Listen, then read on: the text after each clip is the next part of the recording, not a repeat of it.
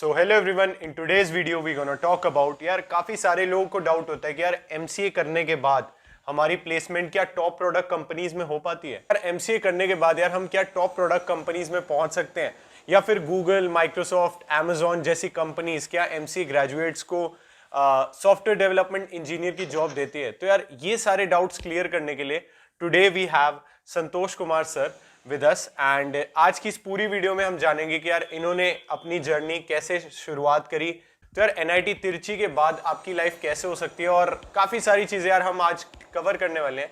तो यार आज की वीडियो लास्ट तक ज़रूर देखना और अपने दोस्तों के साथ ज़रूर शेयर करना। सो hello everyone, hello Santosh sir, can you please introduce your background, your college background और आपकी कोडिंग कैसी थी आपकी कॉलेज लाइफ में। Sure. Thank you so much to inviting me on your show, and it's really pleasure to me being here. Yeah. So मेरी जो background के बारे में स्मॉल बैकग्राउंड के बारे में बता देता हूँ आपके व्यूअर्स को। सो बेसिकली मैं बिहार का रहने वाला हूँ, एक बहुत ही स्मॉल टाउन सिवान बिहार का रहने वाला हूँ, जहाँ से मैंने 10th कंप्लीट किया गाँव से ही, बिहार बोर्ड में हिंदी मीडियम से। और फिर +2 के लिए मैं पटना चला गया, पटना से +2 किया और उसके बाद मैंने डिस्टेंस मोड में बीसीए किया, सिक्किम मणिपाल यूनिवर्सिटी से बीसीए किया। देन मैंने 1 साल एमसीए एंट्रेंस की तैयारी किया और उसके बाद मेरा सारे इवन करेंट ईयर में मैंने अपेयरिंग में दिया था, सारे एग्जाम दिए थे करेंट अपेयरिंग में, कहीं भी मेरा नहीं हुआ सिलेक्शन। इवन कि 2025 एग्जाम दिया था, कहीं भी सिलेक्शन नहीं हुआ था। एंड उस समय मैं बहुत डिप्रेस्ड हो गया था कि पता नहीं क्या होगा, क्या नहीं करना है, क्योंकि बहुत सारे लोग जो एडवाइस दे रहे थे कि इस बार तुम्हारा इतना रैंक आया तो अगली बार भी तुम्हारा मे बी 10-20 ऊपर रैंक आएगा, है ना, ऐसा। सो मैं बहुत डिप्रेस था, मेरे पास कुछ भी रास्ते नहीं थे, समझ में नहीं आता क्या करना है। फिर भी मैंने खुद को मोटिवेट किया, फिर से एक बार और तैयारी किया और मैंने बहुत मेहनत किया, कम से कम 16-17 घंटे पर डे मेहनत किया एक साल के लिए। तो उस साल मेरे सारे एग्जाम में सिलेक्शन हो गया। इवन कि मेरा बहुत सारे एग्जाम में टॉप 10 में रैंक आया और बहुत सारे एग्जाम में 20, 100, टॉप 50 के अंदर, सारे एग्जाम में टॉप 50 के अंदर रैंक आए थे मेरा सारे। सो फिर मैंने एमसीए 2013 में मेरा एनआईटी तिरची में हो गया एमसीए। सारे जो सिलेक्शन हो गया, सबसे बेस्ट कॉलेज था एनआईटी तिरची था उस समय एमसीए के लिए, अभी भी है। तो उसमें मैंने एडमिशन लिया और 2013 से लेकर 2016 तक मैंने एमसीए कंप्लीट किया। और फिर 2016 में मेरा कैंपस प्लेसमेंट हो गया। 2015 में 1 साल पहले ही कैंपस प्लेसमेंट हो गया टेराटा में, जहाँ पे मैंने 6 महीने इंटर्न किया और फिर फुल टाइम जॉब किया। सो ये मेरी एकेडमिक जर्नी रही, कैसे मैं एनआईटी तिरची में पहुंचा। और एनआईटी तिरची में जाने के बाद मेरे लिए बहुत चैलेंजेस आए मुझे, बिकॉज एक तो चीज़ था कि मैं काइंड ऑफ लाइक वो नहीं था, गॉड गिफ्टेड टैलेंट मेरे अंदर नहीं था। जो भी था, मैं जो भी एनआईटी तिरची में गया था बहुत मेहनत कर गया था। वहाँ जाने के बाद मुझे लगा ठीक है, अब मेरी लाइफ बहुत आसान हो गई, मेरी लाइफ बहुत ईजी हो गई, अब तो मैं कुछ करने की जरूरत ही नहीं है ना, सब चीज़ें स्मूथली एकदम प्लेसमेंट हो जाए जो भी चीज़ है। लेकिन ऐसा कुछ था नहीं, रियलिटी में तो ऐसा कुछ था नहीं। बिकॉज जो एनआईटी तिरची जो टॉप कॉलेज था, वहाँ पे जो भी मेरे साथ जो बच्चे आए थे, सबके सब कोई ना कहीं टॉपर थे अपनी यूनिवर्सिटी से, या कोई भी एंट्रेंस एग्जाम में सब टॉपर ही थे। तो उनके साथ मेरी कंपटीशन होनी थी, उनके साथ मेरी जो भी था, है ना, पढ़ाई करना था, सब चीज़ें। So that was not easy for me. But मेरे लिए डिफिकल्ट इसलिए रहा क्योंकि मैं डिस्टेंस बैकग्राउंड से था। सो मुझे एक तरीका पता नहीं था कि कॉलेज लाइफ कैसी होती है। और मेरे लिए फर्स्ट टाइम वो कॉलेज था, बिकॉज +2 मैंने पटना से तो किया बट कॉलेज अटेंड नहीं किया मैंने कभी भी। तो 10th के बाद डायरेक्टली मैंने एनआईटी तिरची में कॉलेज अटेंड करने जा रहा था। तो मेरे लिए हर फ्रंट पे चैलेंजेस थे, काइंड ऑफ लाइक समझ सकते हो, कम्युनिकेशन लेवल पे चैलेंज, बिकॉज मैं हिंदी बोला उससे पहले कभी इंग्लिश बोला भी नहीं। कम्युनिकेशन लेवल पे चैलेंज है। उसके अलावा आपका एकेडमिक पढ़ाई वहाँ पे बहुत चैलेंजिंग थे, सिलेबस जो भी बहुत डिफिकल्ट थे। और एक रात में, और जो बच्चे जो अच्छे कॉलेज से आए थे सब एक रात में कंप्लीट कर लेते थे, है ना। और मैं 10-10 दिन सेम चीज पढ़ रहा हूँ, फिर भी मुझे समझ में नहीं आ रहा है क्या चीज है क्या नहीं है ना, ऐसा। तो मेरा फर्स्ट सेमेस्टर बहुत ही गंदा गया, मेरा मतलब 6.4 पॉइंट बना फर्स्ट सेमेस्टर में। वो ऐसा था कि मतलब मानो आपकी जो कुछ लड़के फेल हो गए थे, उसके बाद जो पास होने वाला सबसे लोएस्ट पॉइंटर मेरा था, ऐसा। तो मैं बहुत डिप्रेस था। जो भी सीनियर्स के पास गया, सब सीनियर ने यही बोला कि देखो, एक बार जो पॉइंटर बनता है, सेम पॉइंटर लगभग रिपीट होती रहती है हर सेमेस्टर में। तो मुझे लगा कि यार मैं इतना मेहनत करके, इतना दूर से, इतनी एक्सपेक्टेशन है मेरे घर वालों का सब चीज़ों, या जहाँ भी मैं एक बार एनआईटी तिरची में सिलेक्शन हुआ तो मेरा बहुत सारे न्यूज़पेपर में फोटो आए थे, जहाँ पे मैं बिलोंग करता हूँ सिवान से। तो और भी बहुत सारे लोग का एक्सपेक्टेशन है, सब एक्सपेक्टेशन खत्म हो गया। बिकॉज मेरी प्लेसमेंट तो आई डोंट थिंक कि शायद होने वाली है अच्छी कॉलेज में, बिकॉज प्लेसमेंट में जो भी कंपनी आती है 7.5 या 7 पॉइंटर मांगती है 93 में। बहुत ही मतलब डिफिकल्ट टाइम था, फिर से मुझे रिथिंक करना पड़ा, फिर से मैं बैक में जाकर सोचा कि सेम फेज में मैं आया था पहले भी और मैं खुद को बाउंस बैक किया हूं तो फिर से मैं बाउंस बैक कर सकता हूं, है ना। तो मेरे पास था वो कॉन्फिडेंस था कि मैं इस फेज से आया हूं तो अभी भी कर सकता हूं। सो फिर मैंने खुद को बिलीव किया, खुद के ऊपर एकदम ट्रस्ट रखा और नेक्स्ट सेमेस्टर में बहुत ही मेहनत किया और सीधे मेरा लास्ट में जो रैंक था पॉइंटर में सीधे टॉप 10 में रैंक आ गया, सीधे मेरे 8+ पॉइंटर बना नेक्स्ट सेमेस्टर में। और that was kind of like बहुत लोग शौक थे कि वो इट्स रियली मतलब अमेजिंग ऐसा है ना। सो तो ये मेरी मतलब काइंड ऑफ लाइक उसके बाद मेरी पता चल गया मुझे तैयारी कैसे करनी है सब चीज़ों को लेकर, है ना। तो सेम टाइम पे मैंने इंग्लिश के लिए कम्युनिकेशन के लिए आसपास अपने दोस्तों से इंग्लिश में बातें करना, इंग्लिश मूवी देखना, आपका जो भी नॉवेल्स पढ़ना, ये सब चीज़ों पे फोकस किया और पर्सनालिटी पे फोकस किया और उसके अलावा अपनी एकेडमी जो भी सिलेबस हैं, बुक्स हैं, अच्छे पॉइंटर के लिए मेहनत किया जो भी है। तो जो मैंने कोडिंग की बता रहा हूँ आपको, इनिशियल में गया तो पहले तो सी लैंग्वेज, मेरी फर्स्ट सेमेस्टर में सी जो लैंग्वेज था सी था, उसके अलावा एक मैथ के सब्जेक्ट था, कंप्यूटर ऑर्गेनाइजेशन था और भी 1-2 सब्जेक्ट थे जो बट मेन जो लैंग्वेज था वो सी था। सो सी पे मैंने अच्छे से फोकस किया, 2 बुक पढ़ा सी के लिए मैंने, एक सी इन डेप्थ पढ़ा, एक लेटेस्ट सी पढ़ा, दोनों अच्छे से पढ़ाई किया और फिर मैंने कोडिंग स्टार्ट किया। तो फर्स्ट सेमेस्टर में मानो तो मैंने कुछ हैकर रैंक ऐसा कुछ नहीं किया था मैंने, बस वो एकेडमिक में जो भी सिलेबस था उसको अच्छे से किया, उसके अराउंड जो भी क्वेश्चंस थे उन सी इन डेप्थ या लेटेस्ट सी बुक्स में जो क्वेश्चंस थे जस्ट किया और अच्छे कंसेप्ट बिल्डअप किया, अपना एक अच्छा पकड़ बनाया सी लैंग्वेज पे। और फिर सेकेंड सेमेस्टर में मेरा मेन सब्जेक्ट था जो कि आपका डेटा स्ट्रक्चर था, C++ था, ऑपरेटिंग सिस्टम था, DBMS था और एक और कोई सब्जेक्ट था, भूल गया मैं। सो इन सब्जेक्ट ये सारे इंपॉर्टेंट सब्जेक्ट थे और ऐसा बोला जाता है NITC में कि सेकंड सेमेस्टर तक आपने अच्छे से पढ़ लिया तो समझ जाओ आपने प्लेसमेंट की एक बैकग्राउंड बेस बना लिया, आपने अच्छे से पढ़ लिया तो उसके, या इवन आप कोई भी कॉलेज में आप हैं, आप किसी भी कॉलेज से हैं, अगर आपने C++, DS, OS, DBMS, networking ये 5 सब्जेक्ट आपने पढ़ लिया अच्छे से तो फिर आपको कुछ और पढ़ने की जरूरत नहीं है, आपके प्लेसमेंट के लिए इंपॉर्टेंट है। उसके अलावा जो भी सब्जेक्ट जस्ट आप अच्छे पॉइंटर बनाने के लिए पढ़ने की जरूरत है और कोई की मतलब जरूरत नहीं है आपको, है ना।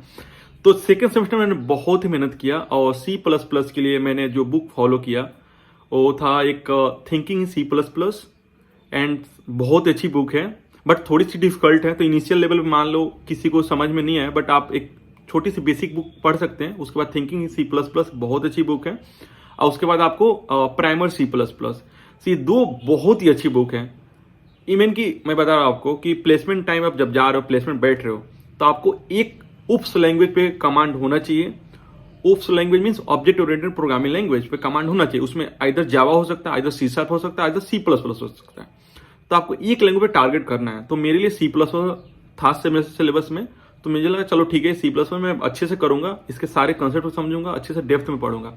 तो उसके लिए मैंने यही 2 बुक मेनली फॉलो किया, थिंकिंग C++ और प्राइमर C++, बहुत ही अच्छी बुक है, 2 पढ़ लो C++ में मास्टर बन जाओगे। इवन कि अभी भी मैं C++ कभी काम नहीं किया, मतलब मेरे पास 5 ईयर का एक्सपीरियंस है, कभी C++ काम नहीं किया बट अभी भी कभी भी इंटरव्यू में देता हूं तो C++ में कोडिंग करता हूं या कभी ऑनलाइन टेस्ट देता हूं C++ में करता हूं।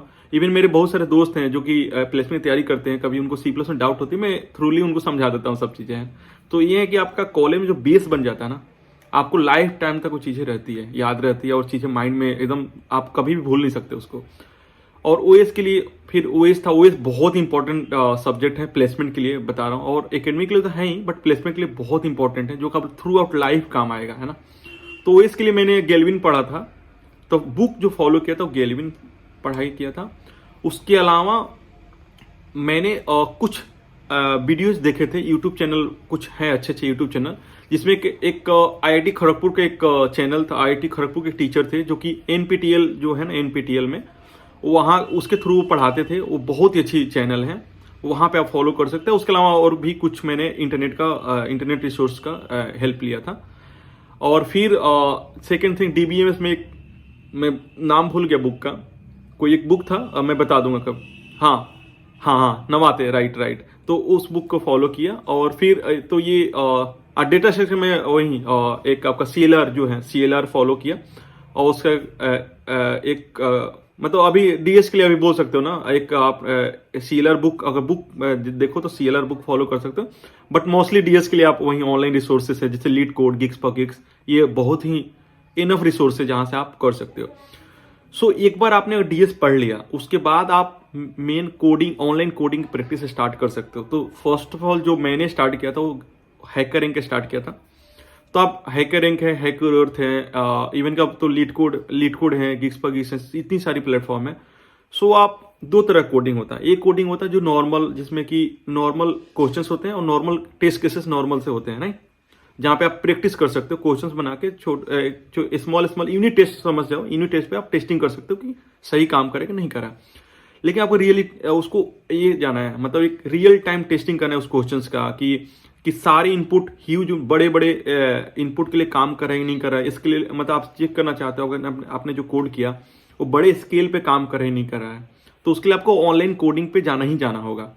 तो उसके लिए आप हैकर रैंक, हैकर अर्थ या कोडसेप, इन 3 वेबसाइट जो मेनली हैं आप फॉलो कर सकते हैं। और ऐसे रेगुलर आप कोडिंग प्रैक्टिस के लिए आप लीड कोड, गिग्स पर गिग्स एनफ है आपके लिए। तो आई होप यार आपको यार इनकी इंस्पायरिंग जर्नी से यार काफ़ी ज़्यादा कुछ सीखने को मिला होगा। और काफ़ी सारे लोग यार ये पूछते हैं कि बीसीए अगर हमने ओपन से करी है तो यार क्या मैं एमसीए में एलिजिबल हूँ? तो यार आपको अभी तक अगर आप वीडियो देख रहे हो तो आपको यहाँ पर इसका आंसर मिल चुका होगा। और सर की जो इंस्पायरिंग जर्नी है उससे यार काफ़ी कुछ सीखने को मिला होगा आपको। तो my next question to you sir is that के first of all we really want to know your NIMCET rank and आपकी जो प्रिपरेशन जर्नी आपने वो तो बता दी है, लेकिन अपनी निमसेट रैंक एक बार ही बता दो आप। मेरी निमसेट में रैंक आई थी 54 आया था उस समय। बट उस समय मैं लक्की था क्योंकि मैं जनरल कैटेगरी से आता हूँ, बहुत लक्की था, मेरा यूनाइटेड तिरछी में एडमिशन हो गया था। बिकॉज उस समय 45 सीट हुआ करता था। सो कुछ लोगों ने ड्रॉप कर, आई डोंट नो क्या हुआ कि मेरा सीट मिल गया, मुझे मिल गया एडमिशन। और उसके अलावा मेरी बीएचयू में 4th रैंक थी। उसके अलावा और भी कुछ में टॉप 10 में रैंक था, मैं भूल गया। बट सिलेक्शन मेरे सब जगह हो गया था। सो मेरा 54 रैंक था निमसेट में। आई होप यार यहाँ पर आपको पता लग गया होगा कि सर ने हर एग्जाम में टॉप ही मारा था। तो my next question to you is that कि how was the environment at NIT Trichy at that time, क्योंकि आपने सर 2013 में स्टार्ट करा था और आज अभी अगर हम देखें तो 2022 आने वाला है, तो उस टाइम पे एनवायरनमेंट कैसा था और उस टाइम पे भी इसको बेस्ट एनआईटी क्यों कहते थे और अभी तक तो बेस्ट कहते ही हैं फॉर एमसीए। तो एक बार उसके बारे में आप बता दो। देखिए, इन्वायरमेंट में जब गया, मैं सीरियस मतलब बताना चाहता हूँ, मैं रियली थैंक्स बोलना चाहता हूँ अपने सीनियर्स को, एलुमनी को, जिन्होंने बहुत ही अच्छा इन्वायरमेंट क्रिएट कर रखा था वहाँ पे। कि ठीक है, हम जाते थे, रैंकिंग तो नहीं होती थी, बट ठीक है, हम इंटरेक्शन सेक्शन होते थे। तो सीनियर पर जाते थे एक अच्छे से लेवल, जैसे आप जब फर्स्ट सेमेस्टर में आप जाते हो वहाँ पे, तो आपको बस ऐसा नहीं कि पढ़ाई करना है, आपको बोलने सीखना पड़ेगा, आपको कैसे बात करते हैं, कैसे बड़ों से बात करते हैं, कैसे आप कोई चैलेंजिंग क्वेश्चन से कैसे आप आंसर देते हैं। आप सीनियर आपको बहुत ही डिफिकल्ट टाइम में डालेंगे तो आप उस समय कैसे रिएक्ट करते हैं। तो ये सब चीज़ें जो आप सीखते हो वहाँ पे कॉलेज में जाकर, वो आपको life through out the life काम आती है। जैसे कि अभी मैं कॉर्पोरेट में हूँ, बहुत बार होता है कि बहुत स्ट्रेस काम रहते हैं, बहुत ही मतलब आई मीन संडे को भी, वीकेंड में भी कभी भी काम करने पड़ते हैं। तो आप कैसे कूल माइंड होके कैसे आप पॉजिटिवली किसी से इंटरेक्ट करें, ऐसा नहीं कि आप गुस्सा कर गए, ये सब चीज़ें है ना, आप रिस्पेक्टफुली कैसे किसी से बातें करें, ये सब चीज़ें मैं कॉलेज में सीखा। तो मेरे यूनाइटेड तिरछी में बहुत ही अच्छा माहौल था, बहुत ही पॉजिटिव माहौल था और एक बहुत ही अच्छा बॉन्ड है सीनियर और जूनियर्स के बीच में यूनाइटेड तिरछी में। और वहाँ पे कुछ इंटरनल्स, कुछ ये हैं, मतलब कुछ एक क्रश सिस्टम चलता है जो वहाँ पे वो और भी बॉन्ड अच्छा बना देता है ना। सो मैं थैंक्सफुल हूँ यूनाइटेड तिरछी का, जिसकी वजह से मुझे इतने अच्छे सीनियर्स मिले। और सीनियर ऐसे है कि मतलब आपको 6 महीने ठीक है, आपको थोड़ा लगेगा कि ठीक है सीनियर है, उसके बाद आपको कोई भी कभी भी नहीं लगेगा सीनियर है, जस्ट आपको दोस्त की तरह लगेंगे। और वहाँ पे किसी को सर बोलना कोई जरूरत नहीं है, कोई सर बोलना अलाउ ही नहीं है। आप सबको नाम से बुला सकते हैं। मतलब ऐसा है कि आप 3 साल पहले ही आप कॉर्पोरेट का कल्चर वहाँ पे आप देख सकते हैं। कॉर्पोरेट में क्या होता है, आप मैनेजर हैं या जो भी हैं, आप सबको नाम से बुलाते हैं, छोटा है बड़ा है। सेम कल्चर यूनाइटेड तिरछी में फर्स्ट सेमेस्टर से ही है। So that's really I like that, मतलब कि बहुत ही पसंद आया। जो कि मुझे कॉर्पोरेट में गया तो मुझे थोड़ा सा भी नहीं लगा कि अनकंफर्टेबल फील नहीं किया मैंने कि ओ माय गॉड यहाँ पे सर नहीं, यहाँ पे नाम से बुलाया जाता है, जो भी चीज़ है। तो सीनियर बहुत ही शुरू से हेल्प करना कि कब कोडिंग स्टार्ट करना है, कब कैसे कौन से सब्जेक्ट पे कितना फोकस करना है, प्लेसमेंट के लिए क्या क्या इंपॉर्टेंट है, सारा चीज़ आपको एडवांस में सीनियर बता देते वहाँ पे। सो और दूसरी चीज़, आप जब जाओगे तो वहाँ पे इनिशियल में आपको इंग्लिश में ही बात करना है शुरू के 6 महीने, तो आपको फोर्स किया जाएगा आपको इंग्लिश में बात करने के लिए। मेरे टाइम फोर्स किया जाएगा इंग्लिश में बात करने के लिए। तो आप सोचो ऐसा आप हिंदी बैकग्राउंड से गए हो तो आप फोर्स किया जाए, धीरे धीरे आप खुद ब खुद आपको अच्छा लगने लगा इंग्लिश में बात करना, है ना। तो ये चीज़ मुझे बहुत अच्छा लगा। तो वहाँ सीनियर का बहुत अच्छा बॉन्ड है, प्लस एलुमनी वहाँ पे कुछ फर्स्ट सेमेस्टर में हम लोग जैसे सेकंड सेमेस्टर में इंटर करते थे, एक इस फील्ड में एक इवेंट होता है वहाँ पे जो 10 दिन का होता है। वहाँ पे उस इवेंट के दौरान मोस्टली स्पोर्ट का इवेंट होता है जिसमें कि हम सब बहुत सारी स्पोर्ट में एक्टिविटी में पार्ट लेते हैं। कभी सीनियर के साथ गेम खेलते हैं, अपने क्लास में गेम खेलते हैं ना, अपने एक दूसरे के साथ गेम खेल रहे हैं, सब चीज़ें मैंने बहुत ही ओपन इंटरेक्शन होता है सीनियर और जूनियर्स के बीच में, सारे मतलब एकदम एक्टिविटी स्पोर्ट्स की एक्टिविटी होती है। उस 10 दिन में एलुमनी आते हैं बाहर से। इवन मैं भी गया हूँ, जब मैं पास आउट हो गया 2018 में गया था एनआईटी तिरची में। वो आते हैं, अपनी एक्सपीरियंस शेयर करते हैं, कॉलेज के टाइम का एक्सपीरियंस शेयर करते हैं, कॉर्पोरेट लाइफ का एक्सपीरियंस शेयर करते हैं, और वो अपनी बताते हैं कि ठीक है मैं 10 साल 12 साल एक्सपीरियंस है, तो उन्होंने क्या सीखा, क्या चीज़ पर फोकस किया, क्या चीज़ पर अभी फोकस करते तो और बेटर पर्सन बनते। ये सब चीज़ एक्सपीरियंस शेयर करते हैं एनआईटी तिरची में आकर। वो बहुत ही हेल्प मिलता है, उससे बहुत ही हेल्प मिलता है हम सबको, है ना। सो ये मुझे बहुत पसंद आया, मुझे एनआईटी तिरची रियली गुड। और उसके अलावा आपका टीचर हेल्प बहुत, मतलब हर तरह से, मतलब है ना, हर तरह से इन्वायरमेंट बहुत पॉजिटिव है। तो सिलेबस डिजाइन करने में एलुमनी हेल्प करते हैं, क्या सिलेबस ज़्यादा इंपॉर्टेंट है क्या नहीं है। So that's really liked about NIT Trichy. तो आई होप यार यहाँ पर आपको एनआईटी तिरची के एनवायरनमेंट के बारे में पूरी इन्फॉर्मेशन मिल गई होगी, क्योंकि यार ये सारी इन्फॉर्मेशन आपको वहाँ का एक एल्यूमनाई भी बता सकता है। और सर ने यार काफ़ी अच्छे से हर एस्पेक्ट बता दिया, जिससे कि यार उनकी पर्सनैलिटी और जो भी वो कॉर्पोरेट वर्ल्ड में जाने वाले थे उनकी यार पूरी हेल्प हुई और पर्सनैलिटी उसी हिसाब से डेवलप हुई।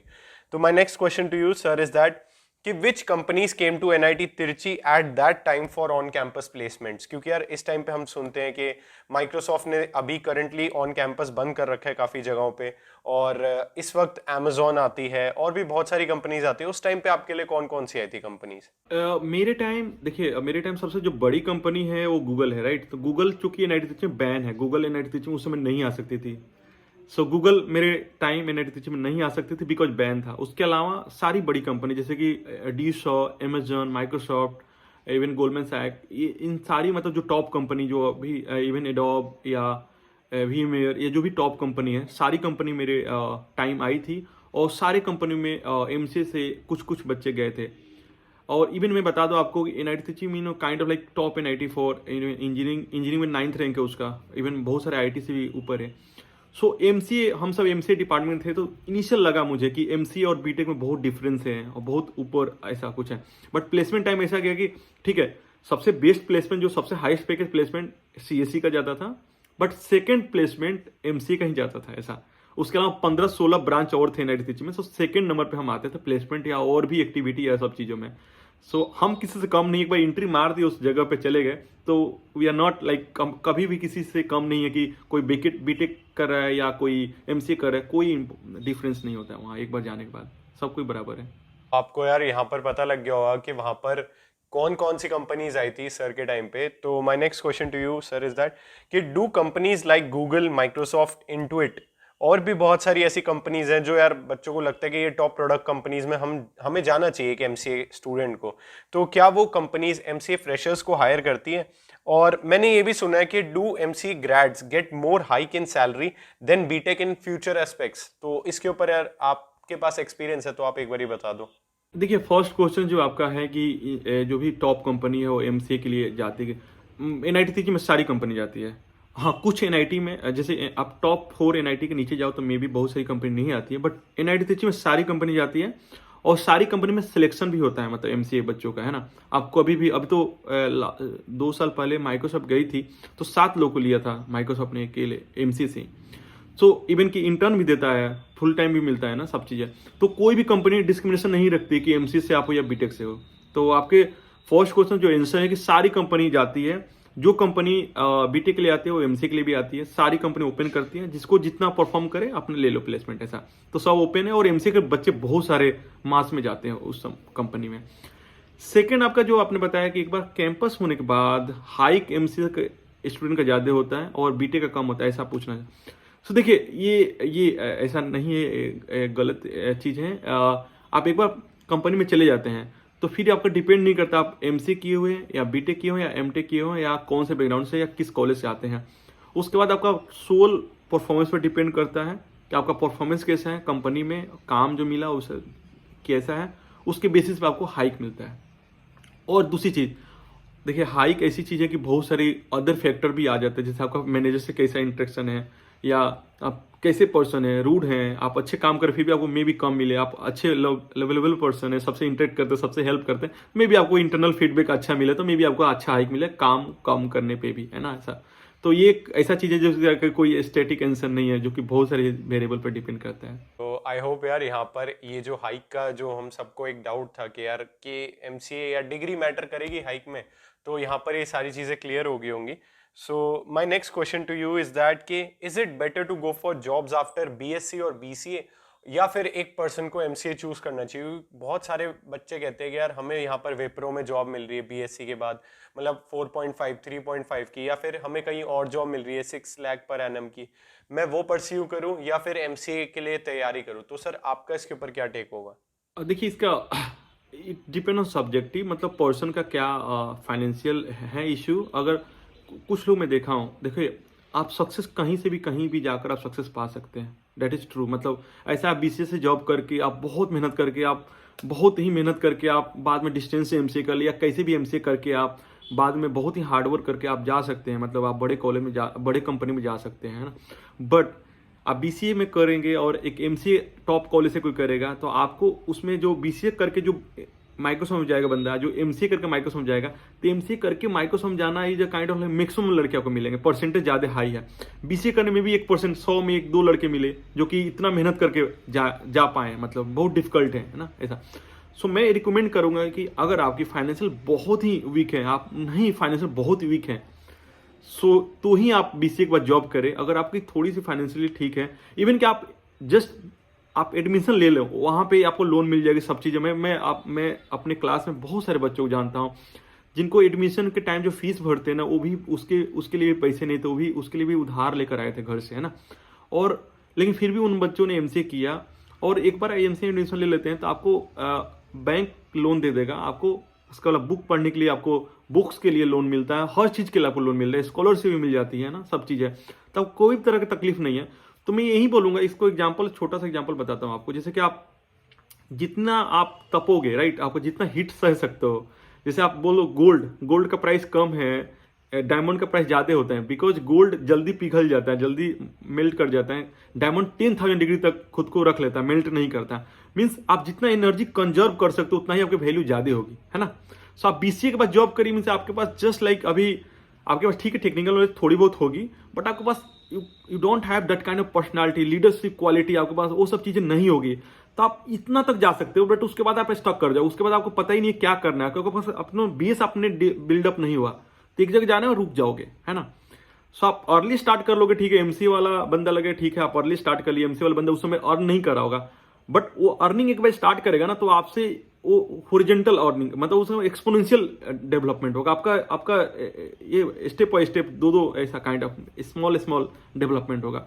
सो मैं रियली रिकमेंड करूंगा, आप अगर फाइनेंशियली बहुत ज़्यादा वीक नहीं है तो definitely go for MCA, because MCA करने के बाद आप अच्छे कॉलेज से एमसीए करते हैं तो आपको जो कॉलेज लाइफ मिलती है, जो बच्चे ऑल इंडिया से आते हैं, जो सीनियर से नॉलेज मिलता है, जो आपके अंदर लीडरशिप स्किल मिलती है, कम्युनिकेशन स्किल्स मिलता है, ये सब चीज़ें जो डेवलप होती है ना, वो बहुत ज़्यादा इंपॉर्टेंट है। आप जैसे आप बताऊँ यार, आप कोडिंग घर बैठे मजबूत कर सकते हैं, आप स्ट्रॉन्ग कर सकते हैं, सब चीज़ें हो सकता है, लेकिन आपको कैसे बोलना है, कैसे बातें करनी है, लीडरशिप स्किल जो डेवलप करना है, कैसे आपको लोगों को इंप्रेस करना है बातों से, ये सब चीज़ें आप तभी सीखोगे जब आप रियली आप 3 साल अच्छे कॉलेज में स्पेंड करो टाइम, लोगों से बात करोगे, हाईली इन्फ्लुएंस लोगों से बात करोगे, तो वहीं आपके अंदर एक हॉबी काइंड ऑफ लाइक चीज़ें डेवलप होगा आपके अंदर।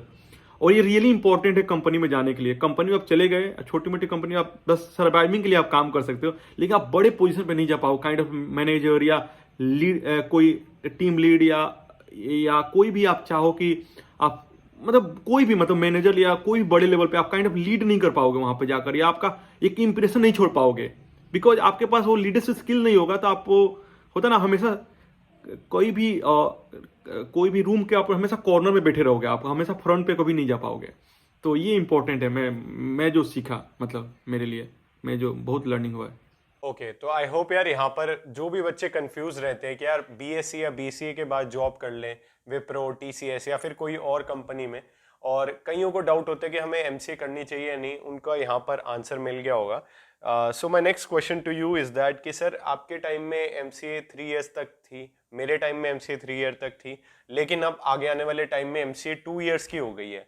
तो और आपको ये भी पता है कि बहुत सारे बच्चे नॉन सीएस बैकग्राउंड से एमसीए में आते हैं, तो उनके लिए आपकी क्या सजेशन होगी, क्योंकि यार जब वो कॉलेज में जाएंगे उसके 1 साल बाद ही उनको प्लेसमेंट के लिए बैठना है, तो उन्हें कॉलेज में क्या करना चाहिए, उसके लिए आपकी क्या सजेशन रहेगी? देखिए मैं एक चीज़ बताता हूँ, जो भी बच्चे बीसीए करके आते हैं एमसीए के लिए टॉप कॉलेज में, जो मैं बता रहा हूँ, जो मैंने एक्सपीरियंस किया, बीसीए का सिलेबस बहुत ही सेमी सिलेबस होता है, बट उसका स्टैंडर्ड बहुत छोटा होता है। आप जब एनआईटी ट्रिची में या बड़े टॉप एनआईटी में जाते हो आप, तो सेमी सिलेबस रहेगा, बट उसका स्टैंडर्ड बहुत ऊपर रहेगा। आपका टीचर या सब चीज़ें बहुत अलग रहेगा, उनको जज करने का तरीका अलग रहेगा, क्वेश्चंस का लेवल बहुत अलग रहेगा। सो अगर जो बच्चे एमसीए करके आते हैं मेरे क्लास में देखा, या नॉन एमसीए किए हुए, इनिशियल में आपको डिफरेंस दिखेगा जरूर, शुरू के 2-4 महीने 2-3 महीने डिफरेंस जरूर दिखेगा, बिकॉज उनके पास जो छोटी मोटी नॉलेज बीसीए में पढ़ लिया है वो बच्चे थोड़ा सा आगे दिखेंगे। लेकिन over the time after 6 month वो बच्चे जो रियली डिजर्व करते हैं, जो रियली जिनका लॉजिकल रीजनिंग सही है, जिनका मतलब एक एनालिटिकल उनके पास है, स्किल्स हैं, वही बच्चे आगे जा पाते हैं। अदरवाइज आप कितने भी अच्छे से बीसीए कर लो, आप अगर आपकी जस्ट लाइक आपका अगर आपके पास वो नहीं है, मतलब रीजनिंग सही नहीं है, आपकी एनालिटिकल थिंकिंग सही नहीं है, तो आपसे वो बच्चे आगे हो जाएंगे जो कि नॉन बीसीए से हैं, नॉन बीसीए बैकग्राउंड से हैं, और जिनकी एनालिटिकल और रीजनिंग सब ठीक है। Because language just like syntax, nothing else. उसके अलावा आपको इंटरनल जो कोडिंग करने से पहले आपको बस आपकी कितनी आपके पास माइंड है, या क्या आपका रीजनिंग कितना अच्छा है, या एनालिटिकल कितना अच्छा सोच पाते हैं, वही चीज मैटर करता है। उसके बाद आपको उसको जस्ट आपकी थिंकिंग को बस कोड में बदलना है, तो कोड में बदलने के वही बोलना है आपको, बस 1 से 2 महीने एक्स्ट्रा मेहनत करने पड़ेंगे जो नॉन सीएस बैकग्राउंड से हैं, और बस आप सेम फेस में सेम लाइन पे आप आ जाओगे, तो आपको एक्स्ट्रा कोई सोचने की जरूरत नहीं है। और जहां तक 2 साल की बात आपने बोला, 2 साल इज रियली चैलेंजिंग थिंग। जैसे कि हम सबके पास एक क्वेश्चन था कि ठीक है 6 महीने ठीक है, तो कॉलेज अब इंजॉय कर लेते हैं, ये सब चीजें है ना, लेकिन 2 साल इज रियली चैलेंजिंग फॉर मतलब जो भी 2 साल के लिए एमसीए करने जा रहे हैं, तो उनको शुरू पे ही स्टार्टिंग से ही मतलब कोई भी एक लैंग्वेज लो, सी प्लस प्लस या कोई भी जावा या कोई भी एक लैंग्वेज लो, उसमें इनिशियल से ही ऑनलाइन कोडिंग स्टार्ट करना चाहिए। बिकॉज जैसे ही आपने 2 साल का, इसका मतलब आपको इंटर्न भी लेना है उसमें, उसके बाद फुल टाइम जॉब भी लेना, सब चीजें करना है, तो आपको पास टाइम ही नहीं रहे, ऐसे ही खत्म हो जाएगा टाइम आपके लिए। तो मैं यही रिकमेंड करूँगा इनिशियल शुरू से ही आपको मतलब फुली फोकस के साथ तैयारी करना है। तो आई होप यार यहाँ पर जो भी अभी एमसीए 2 इयर्स के लिए जा रहे हैं सारे बच्चे, उनको आइडिया पूरा मिल गया होगा कि कॉलेज लाइफ में यार उनको स्टार्टिंग से ही सब कुछ करना पड़ेगा। और सर के जो नॉन सीएस कोडिंग, सर का एक्सपीरियंस था नॉन सीएस कोडिंग बैकग्राउंड के स्टूडेंट्स के साथ, वहां से भी आपको पता लग गया होगा कि आपको क्या करना है नॉन सीएस कोडर्स। तो यार last question of this amazing podcast is that कि suggestion for students who can't crack NIMCET but have interest in computer science. तो सर आपने क्रैक कर ली और बहुत बच्चे क्रैक कर लेते हैं, लेकिन काफ़ी सारे बच्चे नहीं क्रैक कर पाते निमसेट का लेवल, क्योंकि सीट्स कम है या फिर कोई अदर फैक्टर्स आ जाते हैं। तो आपके लिए उनकी क्या सजेशन होगी कि उन्हें क्या करना चाहिए आगे? और देखिए, फर्स्ट ऑफ ऑल मैं आपको बता देता हूँ, मैंने अभी माइक्रोसॉफ्ट जॉब कर रहा हूँ। बहुत सारे बच्चे हैं जो कि जो भी एमसीए किए हुए, बहुत ही स्मॉल कॉलेज से किए, वो भी माइक्रोसॉफ्ट में हैं, काम कर रहे हैं, ऐसा चीज़। तो आपको मे बी आपको रास्ता थोड़ा सा लंबा तय करना पड़े, मे बी आपको शुरू में स्ट्रगल करना पड़े, दैट इज ट्रू। मतलब आप अगर 93 से एमसीए करते हैं तो आपके लिए रास्ता बहुत आसान हो जाती है। आपके लिए just like next door Microsoft है या अमेजन है, आप तैयारी करो, अच्छे तैयारी करो, माइक्रोसॉफ्ट अमेजन आएगा कैंपस में, आपको लेके चला जाएगा, राइट। लेकिन आप इस बड़े कॉलेज में आप अनफॉर्चुनेटली नहीं ले पाए एडमिशन, तो आपको थोड़ा सा भी होपलेस नहीं होना है, थोड़ा सा आपको ये नहीं करना है, ठीक है। आपको बस ये करना है कि बस जहां भी आप हो, आजकल बहुत सारे ऑनलाइन रिसोर्सेस हैं, आप बस अच्छे से सिलेबस, अच्छे पॉइंटर बनाओ, अच्छे से जो भी सब्जेक्ट है जो प्लेसमेंट के लिए इंपॉर्टेंट है, जैसे C plus plus, operating system, आपका डेटा स्ट्रक्चर, डीबीएमएस या नेटवर्किंग, ये जो भी सब्जेक्ट है इनको बढ़िया से फोकस करो, अच्छे से नोट्स बनाओ, एकदम पूरा मास्टर्स बन जाओ इसमें, है ना। और आजकल ऑनलाइन रिसोर्सेज तो हैं ही, आप फॉलो कर सकते हैं। और जो भी कंपनी आ रही है आपके कैंपस में, उस कंपनी में आप प्लेसमेंट ले लो, या ऑफ कैंपस या जो भी जहां पे पॉसिबल हो रहा है आप प्लेसमेंट ले लो, वहां पे अच्छे से काम करो, वहां पे एक अच्छा पकड़ टेक्नोलॉजी सीखो, कोई भी अच्छे टेक्नोलॉजी से, कोई भी टेक्नोलॉजी से, डेटा साइंस है, जो भी है, जिसमें भी आपका जॉब लगा उसमें अच्छे से काम करो और 1-2 साल आप टाइम दो। बिकॉज आपका जैसे माइक्रोसॉफ्ट है ना या अमेजन है, ये इनिशियल 1 साल तक बाहर के मतलब फ्रेशर्स को मतलब ऑफ कैंपस हायर करने से थोड़ा अवॉइड करता है। आप तो इसलिए आप 1 साल कम, जिस भी कंपनी प्लेसमेंट 1 साल आप टाइम दो। इवन लेट से आपका टीसीएस में प्लेसमेंट हो गया, 1 साल 1.5 साल टाइम दो वहां पे। उस टाइम पे भी अच्छे से कोडिंग कभी छोड़ो मत, कोडिंग प्रैक्टिस, क्योंकि माइक्रोसॉफ्ट अमेजन जो भी बड़ी कंपनी है, आपको 1-2 साल का एक्सपीरियंस था, वो कोडिंग ही पूछेगा, उसके अलावा कुछ नहीं पूछेगा आपको। तो आप कोडिंग प्रैक्टिस मत छोड़ो, आप करते रहो करते रहो। और जैसे 1 या 1.5 ईयर का एक्सपीरियंस हो गया, फिर आप किसी को अप्रोच कर सकते हो रेफरल के लिए। जो भी आपका कोई दोस्त है या ऑनलाइन लिंक्डइन पे आप देख सकते हो, लोगों को ढूंढ सकते हो, उनसे रेफर करा सकते हो। फिर आपका प्रोफाइल 100% शॉर्टलिस्ट होगा ही होगा, अगर आपने रियली अच्छा काम किया होगा तो जो भी चीज़ आपने किया होगा रिज्यूमे आपने लिखा ही होगा। अगर उनको अच्छा लगा तो जरूर आपका शॉर्टलिस्ट, एक बार आप शॉर्टलिस्ट हो जाते हो तो फिर आपके लिए इंटरव्यू सेम है। जैसे आप में उसके बाद मैं अमेजन से माइक्रोसॉफ्ट में इंटरव्यू देने जा रहा हूँ या कौन से कॉलेज से, क्या कोई मैटर नहीं करता, सेम क्वेश्चंस पूछेंगे, सब चीज सेम रहेगा। सो आप कौन से कॉलेज से हैं, क्या है, कोई मैटर नहीं करता। आप बस अच्छे नॉलेज गेन करें, ये सब चीजें। बट आपको एक्स्ट्रा शुरू में थोड़ा सा आपको दिखेगा, लेकिन उसके बाद आप कहीं भी किसी से कम नहीं है। आपका किसी भी कंपनी में जा सकते हैं, आप किसी भी कंपनी में। तो आई होप यार यहाँ पर जो सारे बच्चे फेल होते हैं निमसेट में, या फिर उन्हें लगता है कि यार क्रैक नहीं हो पाया मुझसे, तो उनके लिए कि यार रोड मैप सर ने बहुत अच्छे से बता दिया है। और आज की इस वीडियो में यार हमने सारे टॉपिक्स पे बात करी, एनआईटी तिरची के बाद एमसीए की, एमसीए के बाद आपकी लाइफ किस तरीके से हो जाती है, और कौन कौन सी कंपनीज एमसीए फ्रेशर्स को हायर करती है और कौन कौन सी नहीं करती। तो यार इन सारे टॉपिक्स पे बात करके आई होप यार यहाँ पर आपको ये सारी चीज़ें क्लियर हो गई होगी। और अगर अभी तक आप ये वीडियो देख रहे हो तो इस वीडियो को लाइक ज़रूर करना और अपने दोस्तों के साथ ज़रूर शेयर करना। और अगर संतोष सर या फिर मुझसे कनेक्ट होना है तो हम दोनों की लिंक्डइन आईडीज डिस्क्रिप्शन बॉक्स में दे रखी है। और आज की वीडियो के लिए इतना ही। Thank you so much.